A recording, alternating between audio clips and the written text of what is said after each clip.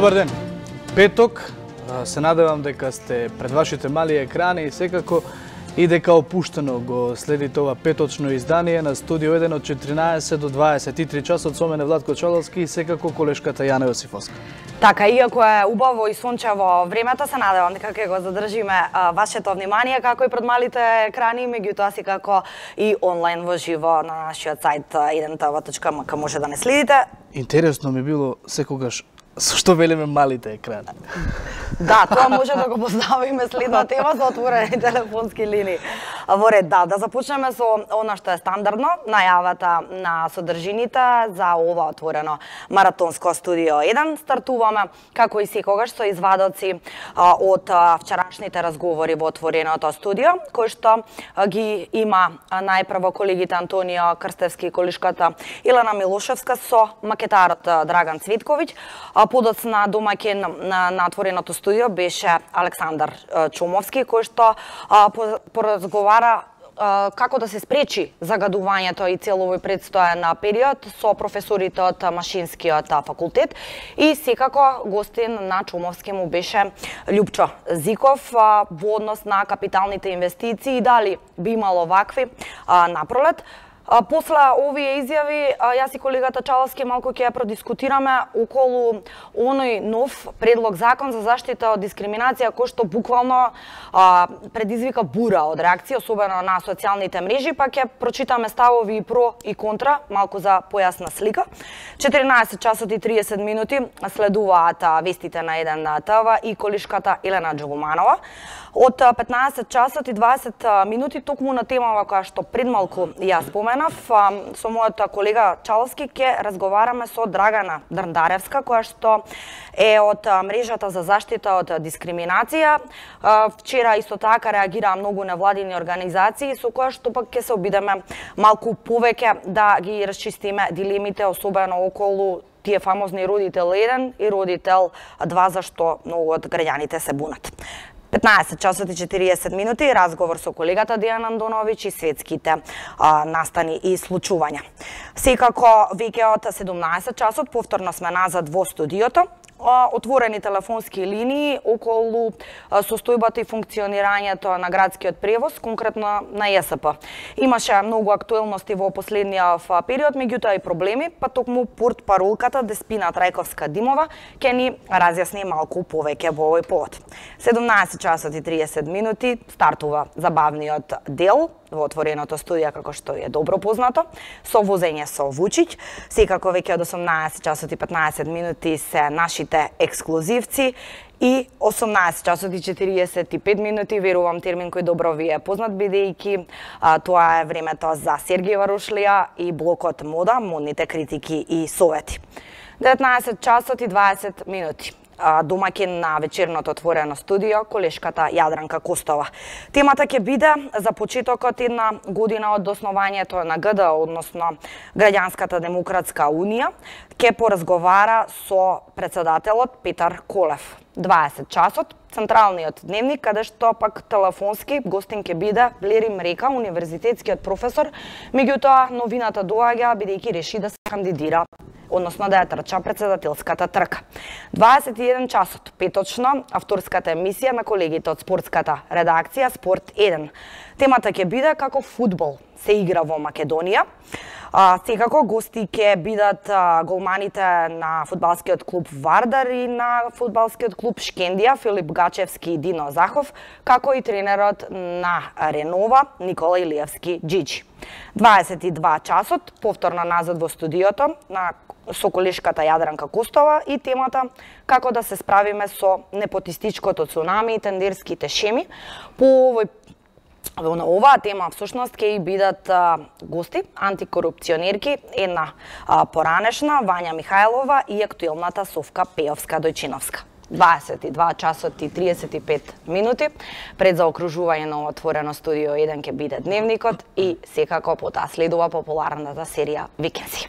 И да не забораваме само дека вечерва во живо го следиме настанот на кој што владината коалиција ќе треба да го објави својот председателски кандидат, кој што пак генерално како што стојат работите во Македонија ќе ја трча главната трка со професорката Силјановска-Давкова, која што е кандидат за председател од ВМРО ДПМН. Така, ќе имаме во живо колешката Искра Печевска. Да, а ние да одиме со ред. Во време кога сите генерации всушност се насочени кон интернетот, насочени кон технологијата и електрониката, има луѓе кои што ги сакаат и оние, можам да кажам, старите занаети. Се работи за макетарот Драган Цветковиќ, кој што разговараше со колегите Елена Милошевска и Антонио Крстевски за тоа какви макети изработува, колку време му е потребно за неговиот клуб. Јас нема да должам многу, ќе следи делот во кој што тој одговора барем на дел од прашањата, целиот разговор на YouTube каналот или на сајтот 1tv.mk. Помена борба за промоција. Се борите за промоција, да. Клубот е релативно млад, меѓутоа, освен тоа што спомене дека 5-6 луѓе сте во него, се уште не успевате да поттикнете нови млади кои што би се приклучили. Пробуваме да кажам така, не сме 5-6 души у клубот, поише сме, али 5-6 го основавме.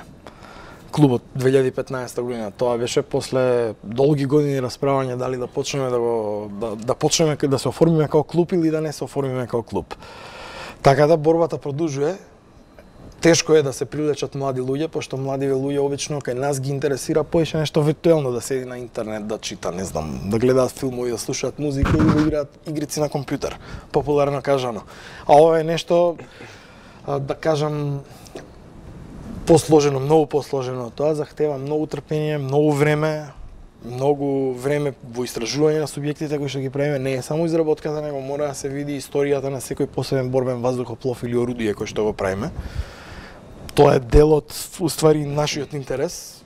Затоа и тоа го правиме. Тоа е на некој начин очувување на воена историја. Значи историјата мора да се знае детално. Мора да се знае не само детално, него репликите мора да бидат екзактни.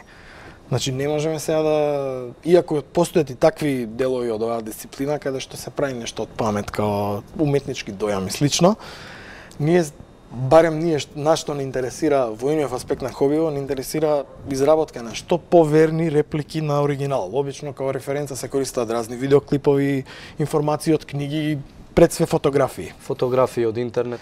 Па не само од интернет, разни публикации, книги, хардкопи, пошто не е поентата да се земе све да биде виртуелно и електронски формат. Ние цениме, како што гледате, опипливи ствари.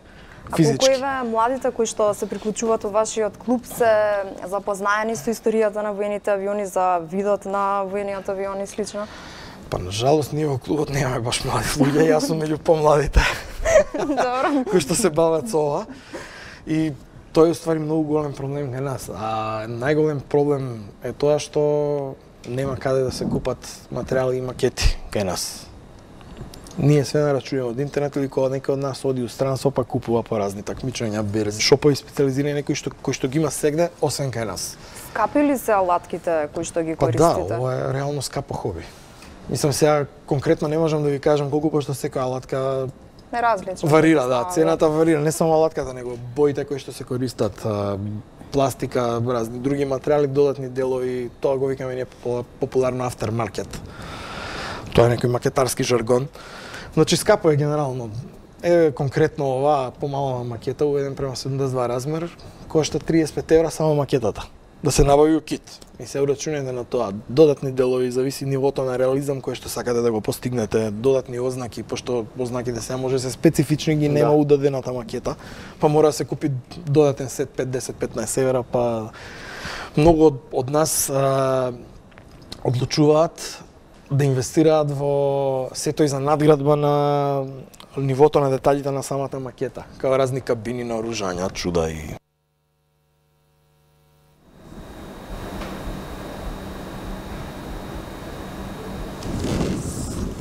Јана, следно нешто што ни следува е уште еден извадок од вчерашното гласување. Така Јас мислев ќе ја кажеш ти најавата, но добро, ајде идеме со како да се спречи загадувањето. Она што го споменав претходно, интересна дебата имаше вчера Чомовски во студиото со проректорот на Универзитетот Гоце Делчев и секако Даме Димитровски, професорот од Машинскиот факултет. Разговара во однос на тоа кои се најголемите загадувачи и што се опфаќа студијата која што ја работат стручните лица, се со една главна цел, како и во главниот град, меѓутоа и во повеќето градови во Македонија, да се намали загадувањето. Во продолжение ќе погледнеме и дел од овој разговор.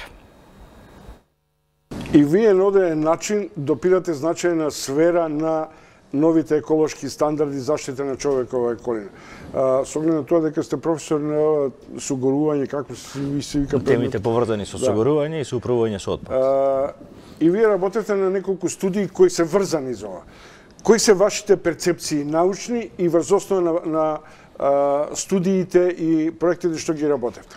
Значи, се појави прво голем проблем на количеството. Нали, зборувавме на ПМ честички во градот и со колегата Мираковски исто зборувавме дека не е доволно да зборуваме само за количината, туку за составот и од каде потекнуваат, за да знаеме како да се заштитиме од нив.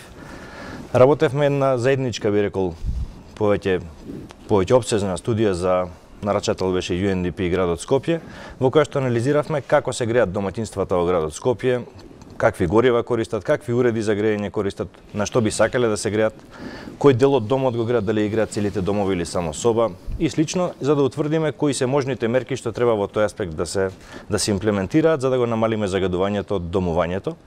Работевме и некои други студии со колегите на Машинскиот факултет за развој или пробив на централното градско грејење, кое што морам да кажам во овој момент е на природен газ и скоро да нема емисија на цврсти честички, докаде може да стигне во градот Скопје, кого све треба да покрие, кои куќи ќе останат или кои делови од градот ќе останат непокриени. Така што работевме доста на што све може да подобриме во делот на загревањето на доматинствата во градот Скопје. Дополнително на тоа сме мереле разни емисии од сообраќајот, работиме на тој дел повеќе. За деталите во продолжение. Сега 20 да ве прашувам, како истражувачи, на одреден начин, како внесени во оваа акутна и актуелна проблематика. Некој се заинтересира за вашите истражувања, например, Тропен каже, дајте ме Мираковски, што вие дојдовте, врз основа на што можеме ние да градиме некаква стратегија во промената на свестот и моделите на справување со еколошкава катастрофа? Добро, да бидам реален, ние соработуваме со Министерство за животна средина и тие барале од нас одредени студии и мислења, конкретно еве со град Скопје во моментот работиме на студија која треба да прави во исто време компарација на позадинското загадување или загадување, да кажам, во зона во која нема сообраќај и зона изложена на интензивен сообраќај. И бројките се многу интересни. Добро. Двајца да ве прашувам, бидејќи ви рековте кој ги користи, да речем, вашите анализи. Прашам, како во овој момент, како јавни личности, како универзитетски професори или тичери, ја оценувате еколошката состојба во котлините, како што вели Мираковски, овие загрижувачки појави околу ние новинарите се заинтересиравме само за пи-честичките, а не и за составот, отровноста, влијанието и така натаму. Во суштина не треба многу да знаеме за да кажеме каква е состојбата. Состојбата е катастрофална. Ние на ранг листата на катастрофи во делот на загадување на воздухот сме во врвот. Редовно сме во врвот на состојбите. И не сме ние единствени котлински градови во светот, па да имаме само ние проблем. Постојат такви илјадници градови други, но ние очигледно не се справуваме со проблемите како што би требало. Има многу решенија кои што можат да се направат. Пред тоа треба соодветни анализи. Колегите од ШТИП прават еден вид на анализи, потребно е моделирање за да знаеме кој каде колку загадува и потребна е сериозна посветеност. Можеби е потребно ова да стане точка број 1 во која што ќе се инвестира. Сепак и ваквите мерки бараат. Да, морам да ви признам дека за мене е прилично лицемерно, па дури и смешно дека ќе се издвојат 2 милиона евра од буџет кој е 3,7 милиарди за нешто што штити, што загрозува најмалку половина од населението. И тоа не е филозофија на справување со оваа очигледна криза. Точно е, нашите укажувања неколку пати ние учествувавме и во создавањето мерки. Пробувавме да стигнеме до фазата да имаме национална стратегија која што ќе се бави со загадувањето на воздухот, од која национална стратегија понатаму ќе произлезат акциски планови со време траење на мерките. Алтернативата се зелените енергетската стратегија е глобална на ниво на глобална ниво на држава. Ова се однесуваше конкретно за Скопје и за системите за загревање на домаќинствата во Скопје. Сега, прашањето е кои се најголемите загадувачи? Кои се потенцијалните јадра и жаришта на загаденост? Тука има доста дискусии, некои се согласуваат, некои не се согласуваат, меѓутоа да почнеме овака од почеток. Прво, не сме само ние такви и генерално урбаните средини се доминантно загадени од емисиите од резиденцијалното грејење. Доминантно загадени. Не велиме дека не загадува сообраќајот или не загадува индустријата. Меѓутоа, високите бројки се водени речиси исклучиво од емисијата од домакинствата. И тие емисии бројчано беа у повеќе различни студии, не само наши студии. Значи, имате инвентар на загадувачки емисии, кој што го прави Министерството и го рапортира до надлежните институции, мислам и во Европска Унија и во Обединетите нации се праќаат податоци. Тој инвентар дава глобална слика. У посебна студија на Финскиот институт имаше само за регионот на Скопје, например, и бројките се 90% и луѓето тоа го сваќаат као само, како да кажем, огромни се бројките во однос на сите други сектори на емисија. Во една развиена држава велат дека економијата и политиката се поврзани, меѓутоа се прави една јасна дистанца до каде оди политиката, а до каде економијата. Односно, колку треба да е слободна една гарнитура за да ја обликува таа економија. Не се во Македонија знаеме дека се е ispolitizirano, па така што економијата е често и нели најголем предмет на дискусија кога се работи на противречности помеѓу политичките партии. Не се Македонија ја очекува една различна економска, се извинувам, клима пред се, ако се земе в предвид, се извинувам уште еднаш, ако се земе в предвид дека сме на чекор од НАТО. Колегата Чомовски разговараше со долгогодишниот економски аналитичар Љупчо Зиков за тоа што не очекува при влезот на Македонија во НАТО. Од една страна пораст на македонската врзница после НАТО, од друга страна индиции за финансиски реинвестирања на дел од странските инвеститори, навестување дека тие се во зголемен обем, и од трета се разбира сите слабости кои произлегуваат од тоа дека немаме динамика на економскиот пораст. Во суштина се е тоа точно што се збори денеска, поготово денеска е интензивна таа дебата, низ социјални мрежи, владини институции, меѓу медиумите. Нормално е дека индикаторите во Македонија ќе растат после членството во НАТО. Вредноста на нашата врзница би требало да порасне. Ризикот кон нашата држава би требало да паѓа.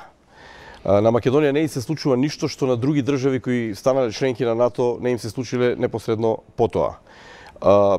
Јас сум склон на проценката дека Македонија сега да излезе на меѓународниот финансиски пазар да бара нова врзница, дека таа е со пониска камата, ако и треба финансии. Добро, тоа е финансиски инструмент, тоа е одлука на влада на крајот на денот. Од друга страна, тековите во Македонија, економските текови се со некоја динамика наша македонска, како што се движиле кроз годините, со тоа што и памтиме на оваа влада, дека на крајот на годината во експозејата пред нова година рекоа дека оваа 2019 година ќе биде економска година. Исто така сум склон на мислење дека постојат предуслови да биде оваа година економска година, освен, како што и тие почна емисијата Чомовски, доколку не се удавиме во онаа наша дебата за тоа кој ќе биде претседател на државата, оти ние сме познати по тоа насекаде во светот, дека нашите дебати после на еден начин ги закрвавуваме, па тоа стануваат тешки дебати, па има поделби, па после секогаш има ранети после таа битка, па нема враќање во парламент, па има бојкот и така натаму. И кога ќе видите пола година поминала и тогаш економските резултати секако не може да дојдат во таа политичка депресија што ја фаќа државата реално, а за волја на вистина имаме многу избори, изборни циклуси во Македонија колку сакате.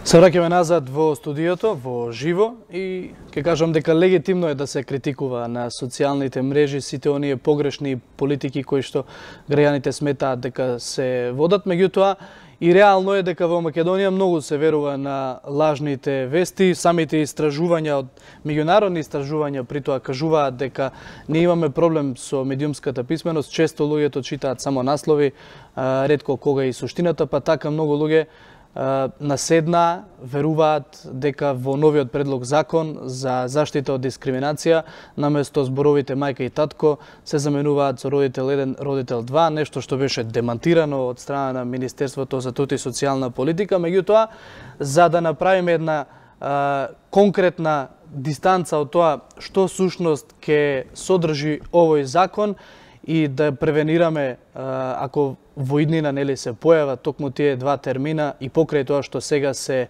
оспорени од страна на Министерството.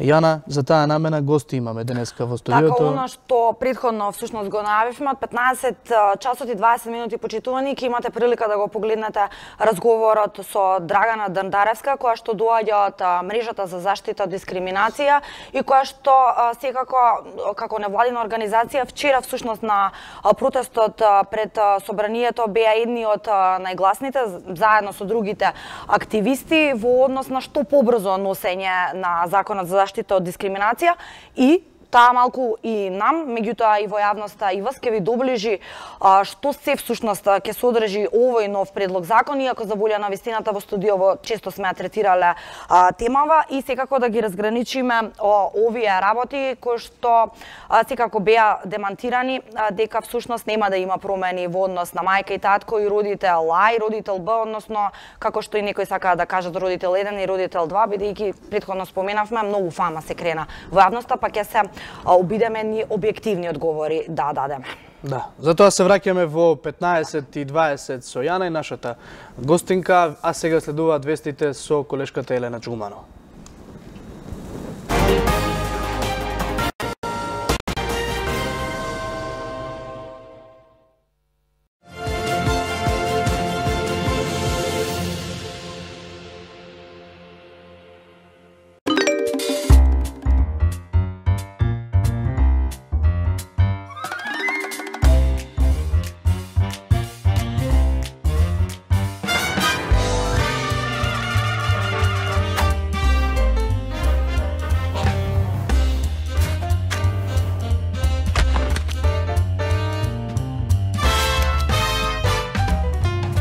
Блокмакс Рапид. Ефикасен при главоболка, заболка, болки во грбот, мускулни болки и ревматски болки.